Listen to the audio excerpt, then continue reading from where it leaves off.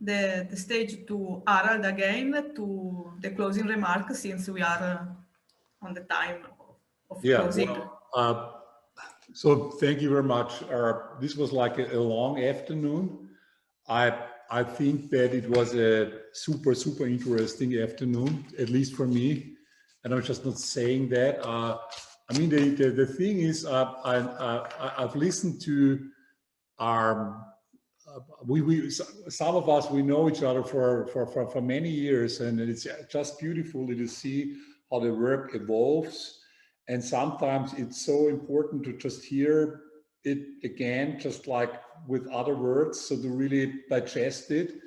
And I'm very thankful for that.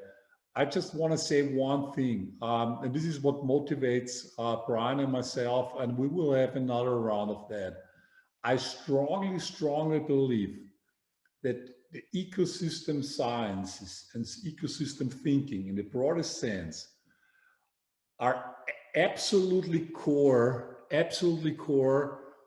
for not just understanding the world, but really come up with a new epistemology. We've talked about epistemologies, about intrinsic, implicit, the implicit order, the implicit world, right? Not just the explicit, to really integrate the implicit and overcome what Ika said, all those dualities. We need a new epistemology. I call it cosmology, but it doesn't matter. I mean the same.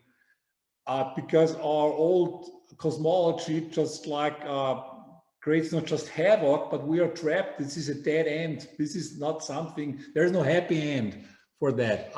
This is not just like fatalistic, depressive thinking. I think it's very realistic. And if you're now, when you think about not so much about, this is I think a very important distinction or almost a gap that we see today between people who are trying to figure out ways to avoid confronting themselves with the reality. And when I talk about the reality, I mean the outer and the inner reality, okay? We try to avoid to see try to see and sense what's going on the inside and on the outside. And then there's those who are bold enough to look at the outer and the inner ecologies, the sciences and the wisdom and the knowledge that you represent are absolutely key. And I don't say because it's the bridge between the natural sciences and the humanities. It's ecology. It's the bridge. It's the bridge. Also to psychology, and we need this horizontal, lateral thinking more than ever. And it's just the question of, I mean, there's so many treasures that are trapped in your malls, and they're not known, or as Bob said before, if you would say this when you're at an exam, don't say it, because so this is now it's the time to share the story and to promote those stories. And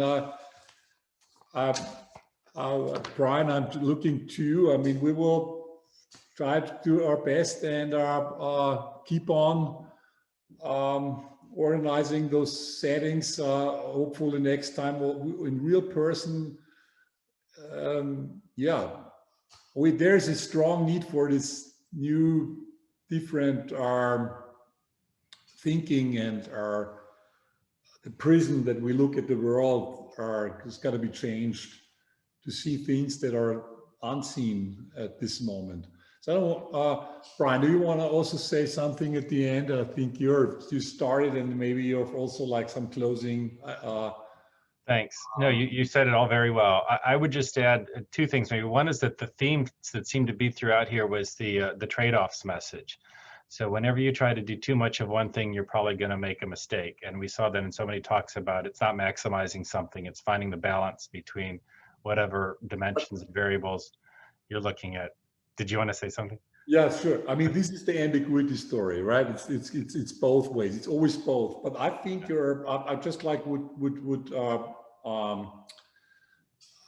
I just would underline that a way to overcome this kind of either or thing is to really think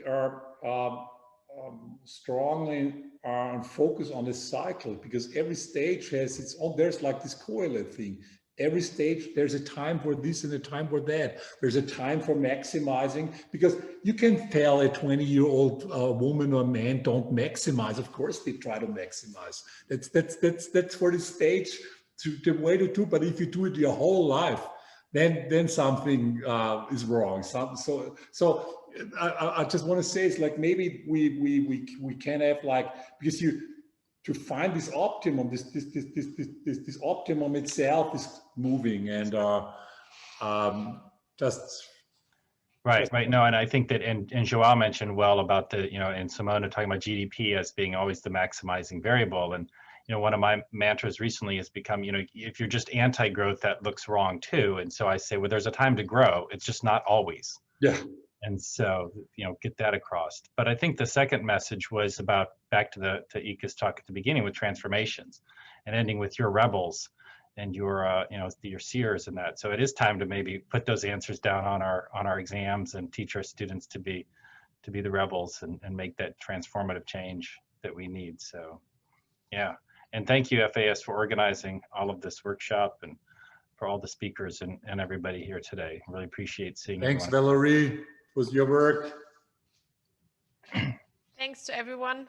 And I would say, before we go home or change rooms, I just wanted to add that the presentation, the videos will be uploaded on the IIASA website as well as on the FS Research website, and you will receive the links. Thank you again for joining today, and have a good evening.